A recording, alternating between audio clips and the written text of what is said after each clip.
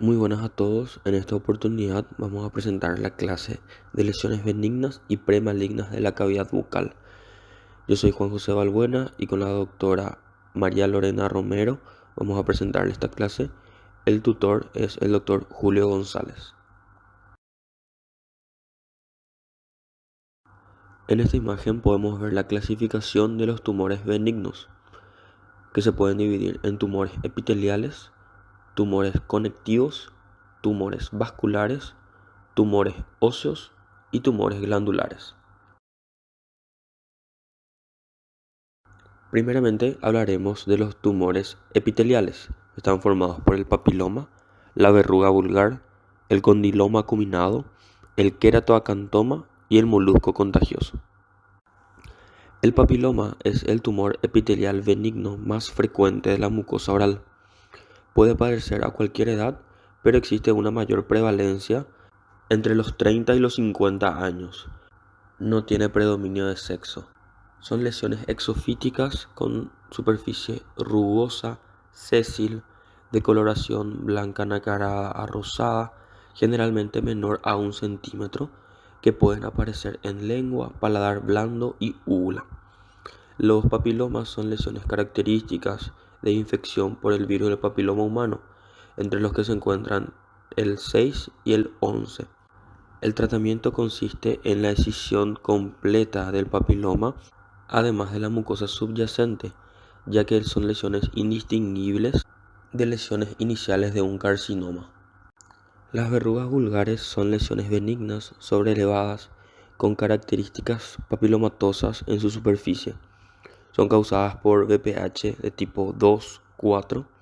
Pueden aparecer en niños, jóvenes y adultos. Se localizan generalmente en manos y dedos, pero también pueden aparecer en otras partes del cuerpo, como en la cavidad bucal. Son lesiones que aparecen por autoinoculación, son muy contagiosas. Algunos tratamientos propuestos para la erradicación de la verruga vulgar son la utilización del 5-fluoracilo, la crioterapia o la extirpación quirúrgica. El condiloma acuminado es una lesión nodular blanca sésil con una superficie parecida a la coliflor. Se adquiere como una enfermedad venérea, aunque también se puede adquirir por autoinoculación. La etiología es la infección por el virus del papiloma humano 6, 11 y 42. El tratamiento es la extirpación quirúrgica mediante criocirugía, ablación con bisturí o electrodesecación. El queratoacantoma es una neoplasia epitelial benigna que puede tener a veces un comportamiento invasivo. Inicia como una lesión papular de consistencia firme, eritematosa, que luego progresa a un nódulo con un centro queratósico umbilicado. Se presenta más frecuentemente en hombres entre 50 a 70 años y tiene la característica de que puede presentar una involución espontánea, dejando una cicatriz ligeramente deprimida. El tratamiento quirúrgico consiste en la escisión completa de la lesión para estudio histológico completo. El molusco contagioso es una erupción papular benigna en forma de múltiples pápulas umbilicadas. Es una infección viral producida por el virus del molusco contagioso que se contagia por contacto piel a piel o por autoinoculación de lesiones que son transmitidas a otras zonas del cuerpo. Se observa una mayor prevalencia en niños y las zonas más afectadas suelen ser la cara, el cuello, axilas, brazos y manos, pero pueden aparecer en cualquier parte del cuerpo. Es una enfermedad autolimitada que se resuelve sin necesidad de tratamiento en las personas inmunocompetentes. En este apartado hablaremos sobre los tumores conectivos. Entre los tumores conectivos se encuentran el fibroma, el lipoma, el granuloma piógeno y el granuloma de células gigantes. Los fibromas son los tumores benignos más frecuentes de la cavidad oral. Se las considera una neoformación nodular, pero en realidad son hiperplasias fibrosas, es decir, hiperplasias de células de colágeno. Son lesiones bien delimitadas que pueden ir de una consistencia blanda hasta dura, dependiendo de la cantidad y la disposición de fibras de colágeno. Pueden ser lesiones sésiles o pediculadas. La localización más habitual suele ser a nivel de mejillas, lengua, paladar y encías. El tratamiento es quirúrgico y son raras las recidivas de las lesiones. Los lipomas son lesiones raras a nivel de la cavidad bucal comparando con la aparición de lipomas en otras partes del cuerpo. Son formaciones submucosas constituidas por adipocitos maduros. Se encuentran en zonas de mejilla, lengua, piso de boca, paladar blando y labios. Son de consistencia blanda, no son dolorosas y tienen una coloración amarillenta. El tratamiento generalmente es quirúrgico en los casos en los que cause molestia en los pacientes. El granuloma piógeno es también conocido como granuloma telangiectásico, que pueden aparecer por causas infecciosas, traumáticas, irritativas, entre otras. Afecta predominantemente a la encía, aunque puede aparecer en otras zonas como la lengua, labio o paladar. Son lesiones sésiles o pediculadas, de coloración roja carnosa, friables a la palpación. El tratamiento es quirúrgico y en cuanto al granuloma piógeno sí se observan muchas recidivas. El granuloma de células gigantes tiene una etiología desconocida, aunque se asocia a factores traumáticos e infecciosos. Afectan principalmente a la encía y se relacionan con exodoncias de piezas dentarias. Presentan una coloración rojiza con una superficie lisa y de consistencia blanda a la palpación. Son lesiones ulcerativas que tienden a sangrar con facilidad. El tratamiento consiste en la escisión de la lesión, pero las recidivas son bastante frecuentes. Se las llama granulomas de células gigantes porque al estudio histopatológico se encuentran infiltrados inflamatorios con abundantes células gigantes. De ahí su nombre. En este apartado hablaremos de los tumores vasculares, que comprenden el hemangioma y el linfangioma. Los hemangiomas son proliferaciones benignas de los vasos sanguíneos que se encuentran ya desde el nacimiento. Generalmente son lesiones congénitas que se consideran más una malformación que una neoplasia propiamente. Son lesiones planas o ligeramente abultadas que pueden tener tamaño variable. Aparecen en cualquier localización, tienen coloración azulada que cambia de color a la digitopresión. Son lesiones que pueden tener una regresión espontánea, aunque se puede hacer un tratamiento quirúrgico mediante embolización o cirugía.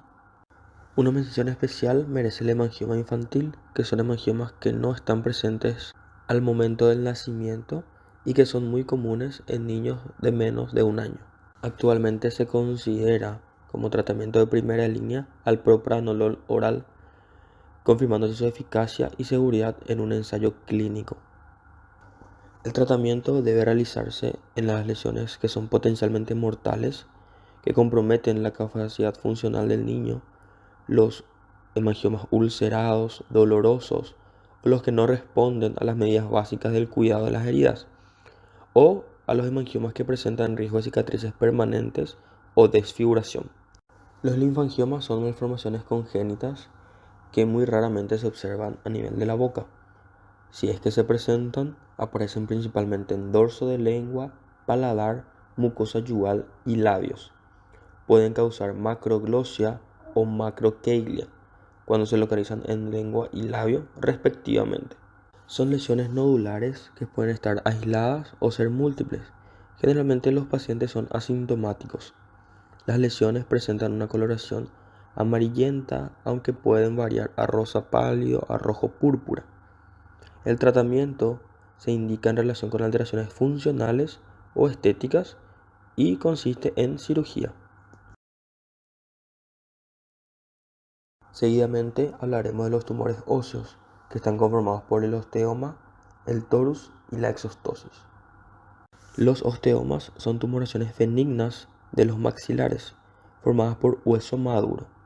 Son de crecimiento lento, bien definidos, generalmente unilaterales.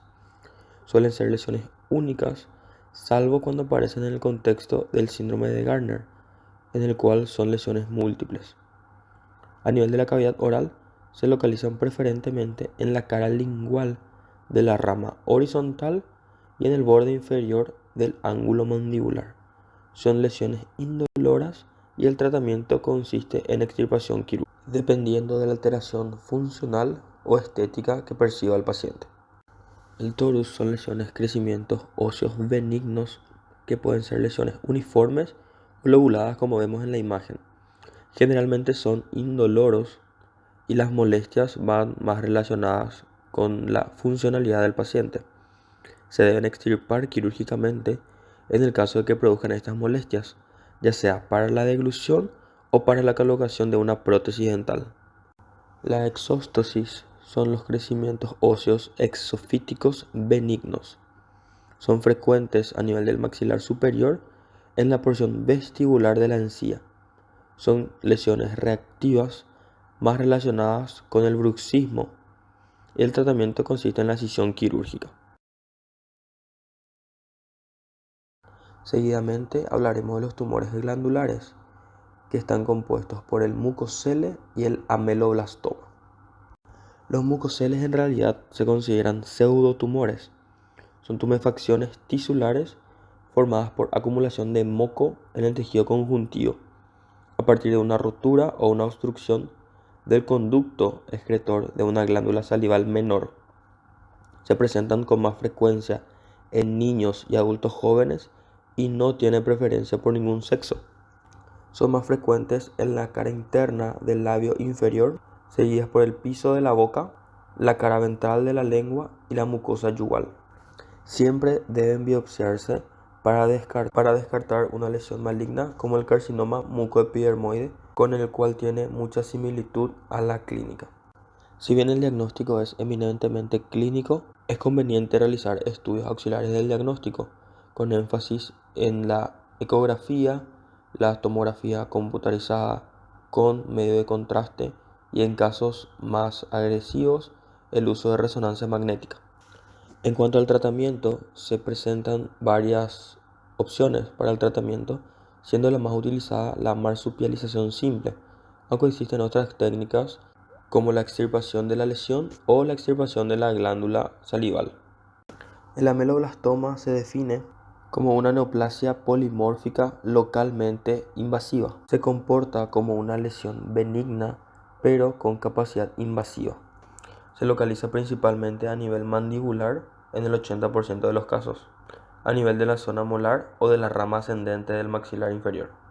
Se ve principalmente entre pacientes entre 40 y 50 años sin predilección de sexo. Por lo general no existen síntomas más que el aspecto de masa de crecimiento local. El tratamiento es quirúrgico, consistente en la resección de la lesión con márgenes de tejido sano, ya que suele recidivar con mucha frecuencia. En este apartado hablaremos de las lesiones ulcerativas de la mucosa oral, que se clasifican según Field y Allan en 4 subgrupos. Según la clasificación de Field y Allan, presentan 4 tipos diferentes, separándolas en úlcera solitaria, una o más úlceras recurrentes, episodio de úlceras precedidas por vesículas con afección de varios sitios y la ulceración oral persistente afectando sitios diferentes. En el caso de las úlceras solitarias, tenemos que tener en cuenta las lesiones traumáticas, las infecciones como el sífilis o la tuberculosis y siempre tener en cuenta la posibilidad de estar ante un carcinoma de células escamosas. Las úlceras traumáticas son producidas por agentes mecánicos como mordidas, la utilización de prótesis dentales, quemaduras con comidas o bebidas calientes y procedimientos bucales. Son lesiones ulcerativas con un halo eritematoso que pueden medir desde milímetros hasta varios centímetros de diámetro. Generalmente son muy dolorosas y recurren espontáneamente en 2 semanas aproximadamente.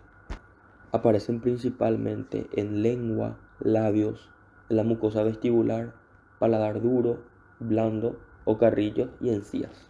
Entre las úlceras del tipo infeccioso encontramos a las manifestaciones de la sífilis, que no son muy frecuentes, pero pueden presentarse en todos sus estadios, simulando otras enfermedades que retrasan el diagnóstico y su correcto tratamiento.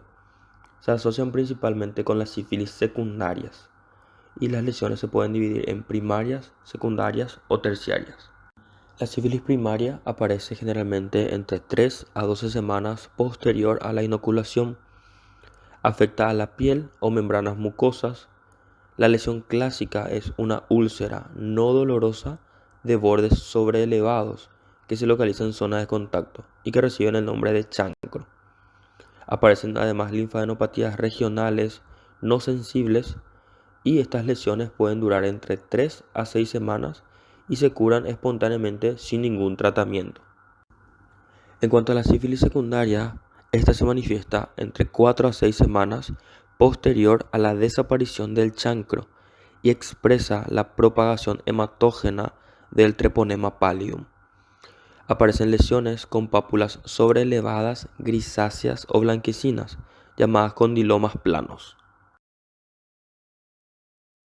Sífilis tardía suele aparecer después de 10 a 30 años de haberse contagiado. La sífilis terciada es muy rara hoy en día, pero consiste en la aparición de gomas, que son granulomas en la cavidad oral y predominan generalmente en el centro del paladar.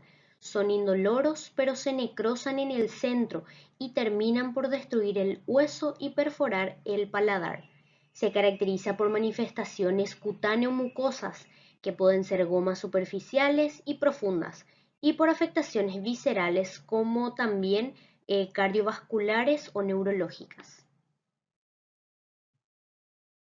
La tuberculosis oral es una complicación infrecuente causada por el esputo pulmonar infectado que se caracteriza por una úlcera en el tercio medio del dorso lingual, de forma angular o estrellada, con bordes invertidos y un fondo pálido. La úlcera no es dolorosa y no presenta afectación de ganglios. Úlceras asociadas a citomegalovirus. Estas son úlceras orales indistintas de las aftas recurrentes. Son grandes, planas y únicas, y son una complicación frecuente en las inmunodeficiencias causadas principalmente por el VIH. Carcinoma de células escamosas. Representan el 30% del total de los carcinomas de cabeza y cuello. El 95% de ellos corresponden a carcinomas epidermoides. Representa una relación marcada de prevalencia entre el varón y la mujer con una relación de 10 en 1. Pueden producir o no dolor. Estos carcinomas, según avanzan, adquieren un aspecto crateriforme, con una base indurada y bordes evertidos. Las localizaciones de alto riesgo son caras ventral y lateral de la lengua, el suelo de la boca y el paladar blando. Por ello, todas las induraciones no dolorosas de pequeño tamaño que no se curan tras un periodo de 15 días después de haber eliminado el posible agente etiológico deben ser biopsiadas y considerar su posible malignidad. Su clasificación corresponde al ataque recurrente de una o más úlceras espontáneas.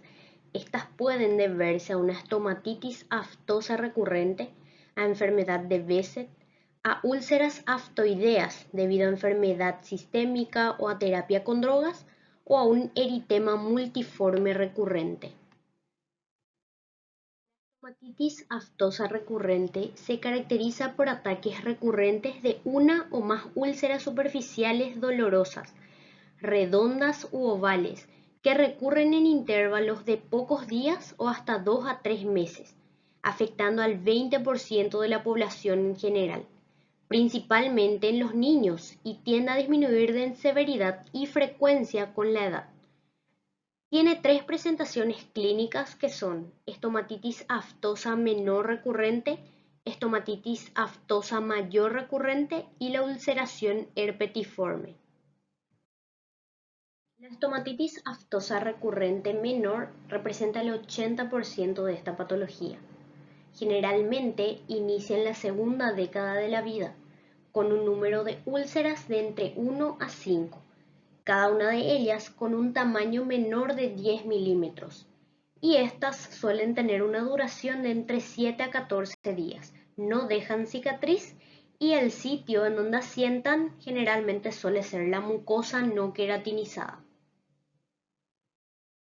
La estomatitis aftosa recurrente mayor representa el 10 al 15% de esta patología. Tienen una edad pico de inicio que es entre la primera y la segunda década de vida, un número de úlceras de entre 1 a 3 y tienen un tamaño mayor de 10 milímetros. La duración suele variar entre 2 semanas a 3 meses. Ya deja cicatriz y el sitio en donde asientan suele ser la mucosa no queratinizada y queratinizada. Dermatitis aftosa recurrente, la ulceración herpetiforme representa el 5 al 10%. Tienen una edad pico de inicio en la tercera década de vida, un número de úlceras entre 5 a 20, pero suele llegar hasta 100, un tamaño de úlceras pequeños de 1 a 2 milímetros y tienen una duración de 7 a 14 días. No dejan cicatriz y suelen ubicarse en la mucosa no queratinizada, principalmente en el margen lateral de la lengua y el piso de la boca. Hablamos de la etiopatogénesis, que en este caso la etiología no se conoce, pero existen factores que predisponen a estas aftas recurrentes, que son traumatismos, el estrés, la suspensión del cigarrillo, el desequilibrio hormonal y la hipersensibilidad a los alimentos. También se ha demostrado una fuerte evidencia en estudios inmunológicos e histopatológicos, una respuesta inmune mediada por células T. Existen 3 etapas en la formación de la úlcera.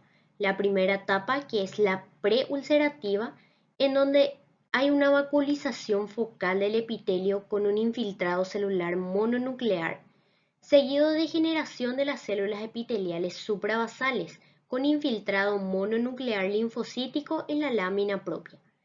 La segunda etapa es la etapa ulcerativa, en donde hay aumento de la infiltración mononuclear de los tejidos, hay mayor edema y la progresión de la degeneración de las células epiteliales son hasta que haya una franca ulceración y formación de fibrina sobre la misma. La última etapa es la etapa de curación y regeneración del epitelio. El diagnóstico de estas aftas se realiza por medio de la historia clínica y de las características de las aftas. Una estomatitis aftosa recurrente generalmente suele estudiarse con un screening. Este screening incluye un hemograma, frotis, marcadores inflamatorios, marcadores hemáticos como son ferritina sérica, B12 en suero y ácido fólico. También es de suma importancia descartar enfermedad celíaca con el estudio del anticuerpo antiendomicio. El tratamiento podemos realizarlo por medio de analgésicos tópicos como la benzidamina, la lidocaína al 2%. También están los antisépticos tópicos como el gluconato de clorhexidina en forma de buches, antibióticos tópicos como la tetraciclina o corticosteroides tópicos, en los cuales se encuentran hemisuccinato de hidrocortisona en forma de tabletas, triamcinolona, acetonida al 0.1%, fosfato sódico de betametasona, esto de manera de buches con 0,5 miligramos diluido en 5 ml, beclometasona clorhidrato o budesonide. También se cuenta con una terapia sistémica. Esto se realiza con la utilización de prednisolona o inmunomoduladores. En cuanto a las úlceras aftoides debido a enfermedad sistémica y terapia con drogas, se encuentran la enfermedad de Behçet, deficiencias nutricionales como son hierro, folato, vitamina B6, vitamina B12, zinc. También están las enfermedades gastrointestinales como son enfermedad de Crohn, colitis ulcerativa y la enfermedad celíaca. Esta también puede deberse a una neutropenia cíclica, a una infección por el virus de la inmunodeficiencia humana o por reacciones a drogas. Es una enfermedad inflamatoria crónica multisistémica de etiología desconocida. Se caracteriza principalmente por úlceras recurrentes en la cavidad oral, úlceras genitales, uveitis y lesiones en piel.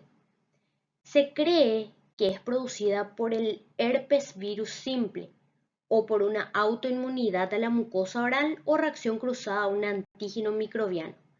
De última, también se cree que podría ser causada por una infección estreptocócica. El tratamiento de la enfermedad de Behçet se basa principalmente en disminuir los síntomas. Lleva una conducta multidisciplinar y el tratamiento local es realizado con corticoides e inmunosupresores para los casos más severos. Ahora hablaremos de las úlceras en cavidad oral producidas por drogas. Estas pueden producirse por dos mecanismos: por irritación local, que es el caso de la aspirina y el captopril, o por efecto sistémico de la droga, en el caso del nicorandil, de la penicilamina, el oro y metotrexate. Después tenemos el ataque único de ulceraciones precedido por vesículas y afectando múltiples sitios en la cavidad oral. Estas suelen producirse por una infección viral, ya sea herpangina o estomatitis herpética primaria. Y también tenemos al eritema multiforme. La herpangina es causada por el virus de Coxsackie A. Afecta principalmente a los niños menores de 10 años. Sus síntomas y signos son dolor de cabeza, dolor abdominal, que se presenta previo a las lesiones bucales. Presenta unas lesiones papulovesiculosas en amígdalas y paladar. También es característica en las palmas de las manos y las plantas de los pies. Predomina el dolor de garganta. El tratamiento principalmente es sintomático. Estomatitis herpética primaria. Esta es una infección viral aguda causada por el virus del herpes simple que afecta a la mucosa oral de niños y adolescentes. Generalmente es asintomática, pero puede estar precedida por malestar general, fiebre y adenopatías submandibulares. Se transmite por contacto íntimo. Inicia generalmente con un enrojecimiento de las mucosas seguido de la aparición de numerosas vesículas que se rompen fácilmente y suelen dejar ulceraciones muy dolorosas de 2 a 3 milímetros. Es habitual que el paciente presente un cuadro de dolor, cialorrea, halitosis, irritabilidad, insomnio e inapetencia. Afecta con mayor frecuencia a niños malnutridos o convalecientes de algún proceso de vías respiratorias o digestivas. Generalmente esta enfermedad cura espontáneamente a los 10 a 12 días, pero se suele usar alaciclovir para prevenir las lesiones letales como son encefalitis herpética e infecciones diseminadas. La dosis es de 200 a 400 miligramos por día vía oral y este tratamiento suele extenderse por 7 días. El eritema multiforme es una erupción vesículo-ampollar rápidamente progresiva de etiología incierta. Esta afecta más a menudo a adultos jóvenes y se asienta en mucosa y piel de manos y pies. Las lesiones suelen ser múltiples y presenta una forma severa que es el síndrome de Stevens-Johnson. En la mayoría de los pacientes, el eritema multiforme constituye una reacción cutánea de causas múltiples, que pueden ser alergia a medicamentos como son salicilatos, barbitúricos, sulfonamidas, bromuros, penicilinas, etc. O también las que se encuentran asociadas a infecciones bacterianas, virales, las micosis o las enfermedades del colágeno. Seguidamente hablaremos del herpes zóster en el área trigeminal.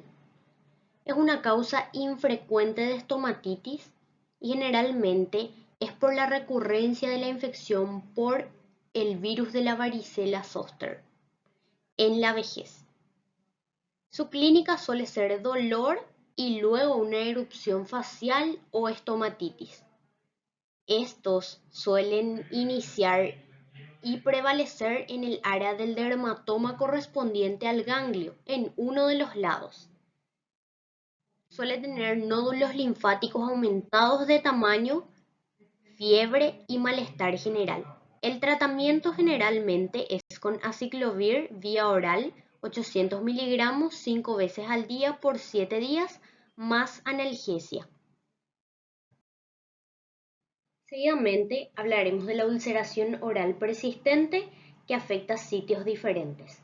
En primer lugar, tenemos la enfermedad mucocutánea, que su principal causa es el líquen plano, una enfermedad inmunoampollar como el pénfigo oral o pemfigoide, enfermedad gastrointestinal como la enfermedad de Crohn, enfermedades hematológicas o terapias medicamentosas.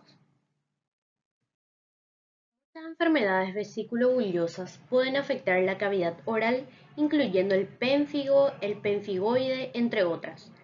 Usualmente se presentan con una formación recurrente de bullas, con posterior ulceración que envuelven la cavidad oral y puede afectar a otras zonas como la orofaringe, laringe, nasofaringe y la conjuntiva.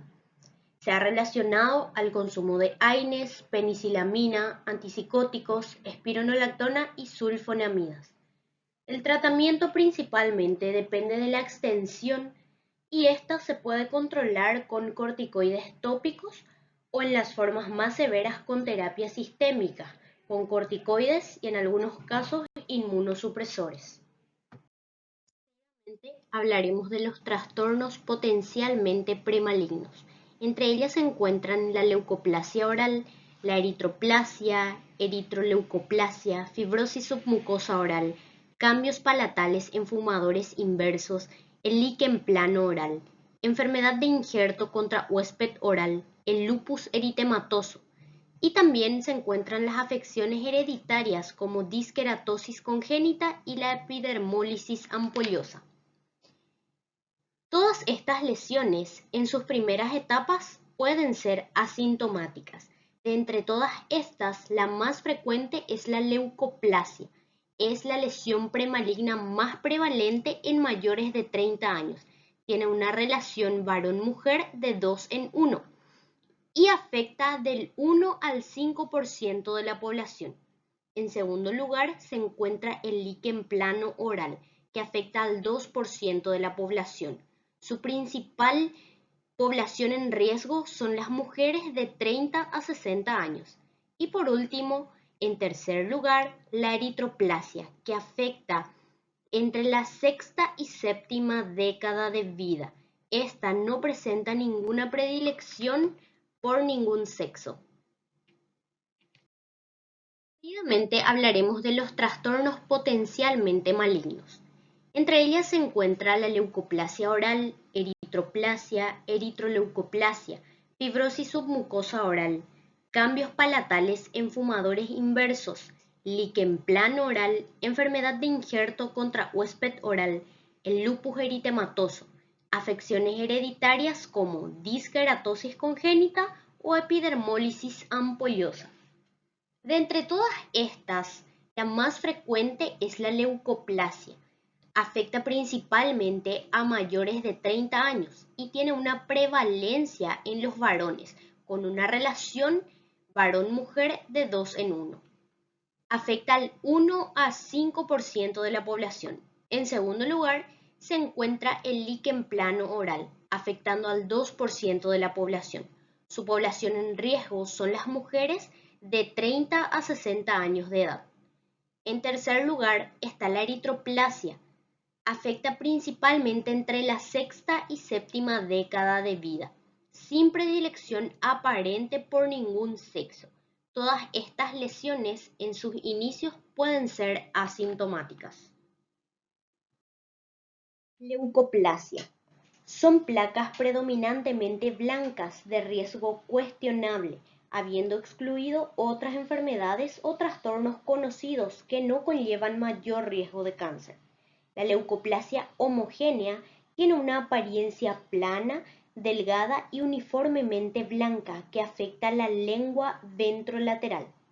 Por otra parte, la eritroleucoplasia afecta el margen lateral de la lengua con áreas mixtas blancas y rojas dentro de la lesión. Se tiene que tener en cuenta que los bordes son generalmente irregulares. Leucoplasia verrucosa proliferativa. Estas son lesiones leucoplásticas con más de 2 sitios orales más frecuentemente asentadas en encía, procesos alveolares y paladar.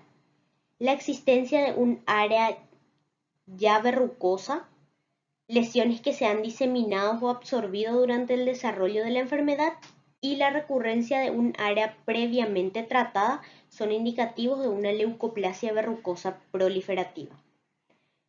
Cualquier lesión leucoplásica que se vuelve verrugosa, exofítica y generalizada durante un periodo y que ha recurrido después del tratamiento debe despertar la sospecha clínica de leucoplasia verrucosa proliferativa. Un parche rojo seco que no puede caracterizarse clínica o patológicamente como cualquier otra enfermedad definible. ¿Cuáles son sus características? Que tienen un contorno irregular, son bien definidas, la superficie es aterciopelada de color rojo brillante y granular. Generalmente el sitio más común involucrado es el paladar blando.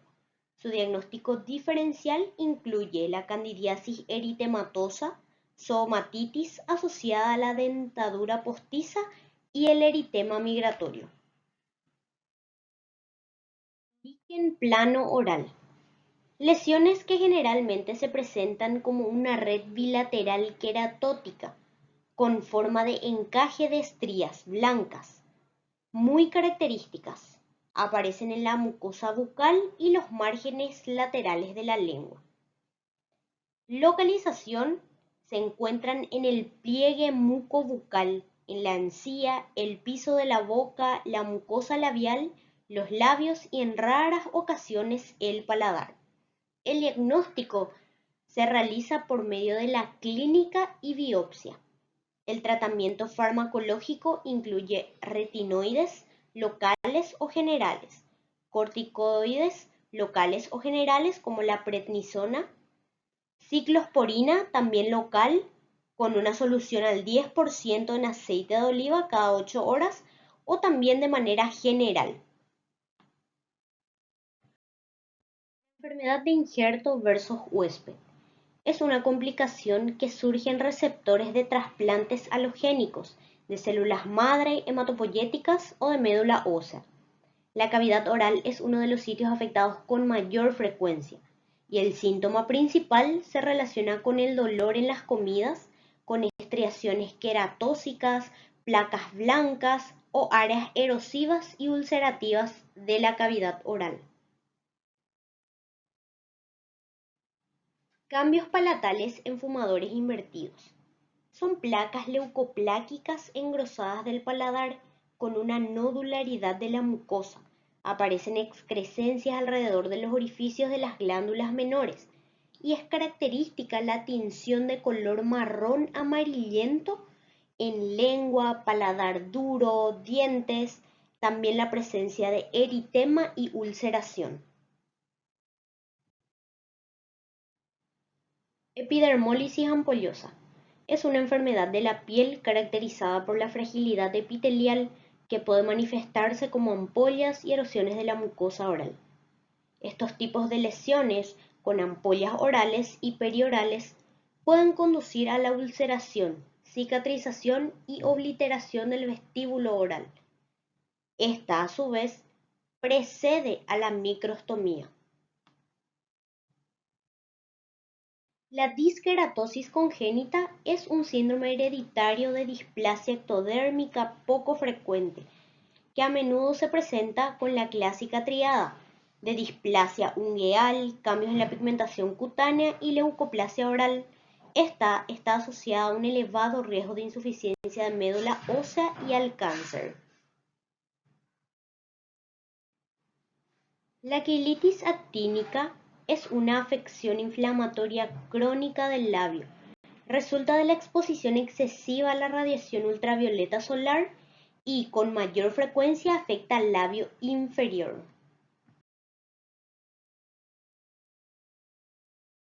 El lupus eritematoso discoide es una variedad del lupus sistémico que afecta únicamente a piel y mucosas, con predominio de las zonas fotoexpuestas de cabeza y cuello. En este caso se denomina LED localizado o lupus eritematoso discoide localizado. Las lesiones pueden aparecer en otras partes del cuerpo, especialmente en las partes que están expuestas al sol, y entonces se conoce como lupus eritematoso discoide diseminado. Se produce por un depósito de inmunocomplejos y vasculitis. 20% con lupus sistémico afecta la cavidad oral, el labio inferior, paladar y mucosa yugal. El labio inferior se relaciona con malignización en la mayoría de los casos. Estas lesiones son más frecuentes en las prominencias malares, el puente de la nariz, el cuero cabelludo y los conductos auditivos externos. También pueden persistir o recidivar durante años. Las lesiones individuales del lupus eritematoso discoide no tratado se extienden hacia la periferia de manera gradual, mientras que en el centro se produce atrofia. Las cicatrices residuales no son retráctiles y pueden producirse invaginación en costura de alfombra, en los folículos dilatados, en las lesiones muy escamosas. La alopecia puede estar muy extendida y hacerse permanente por la formación de fibrosis, y la afectación del labio es la que más frecuentemente se maligniza.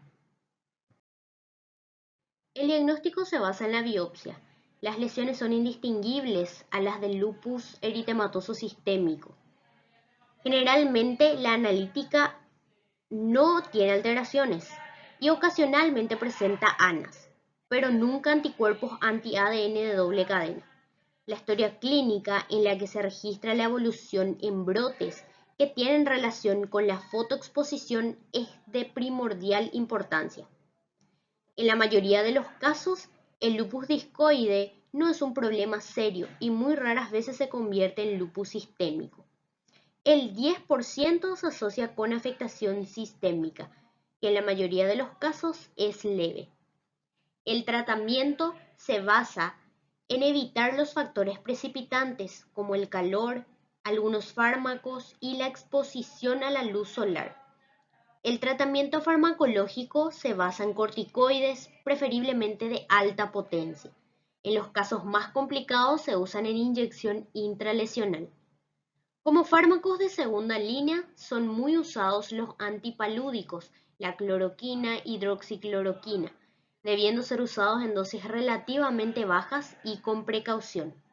También se han descrito otros inmunomoduladores, como la talidomida, dapsona, sales de oro e inmunosupresores como el metotrexato o ciclofosfamida. Con un tratamiento correcto, el pronóstico en general es bueno, pero debe vigilarse la posible malignización. La fibrosis oral submucosa es una enfermedad crónica, progresiva y potencialmente maligna.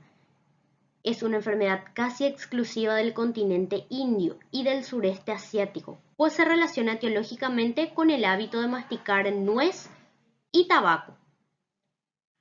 Dado que solo la sufren 1 a 2% de los masticadores crónicos, se supone una cierta susceptibilidad individual y de factores autoinmunes relacionados. En esta enfermedad, los tejidos submucosos de la cavidad oral pierden su elasticidad y desarrollan cambios fibróticos. Afecta principalmente la lámina propia y envuelve tejidos profundos, lo que produce una pérdida de la fibroelasticidad. La fibrosis puede comprometer la cavidad oral y la orofaringe e incluso al esófago. El efecto irritativo local tanto del tabaco como de la nuez, aunque se considera más agresivo al tabaco, tiene como consecuencia lesiones leucoplásicas y eritroplásicas que se malignizan, siendo la prevalencia del carcinoma epidermoide de un 7.6% en este grupo de población. El diagnóstico se hace por la clínica y por los cambios fibróticos típicos en el examen anatomopatológico, que son hialinización difusa y pigmentación melánica del tejido submucoso. No existe un tratamiento eficaz, como varios fármacos han resultado parcialmente útiles los corticoides, los interferones y la hialuronidasa en diferentes dosis y formas de aplicación. La discontinuación de la masticación del tóxico en estadios iniciales mejora de manera importante el pronóstico.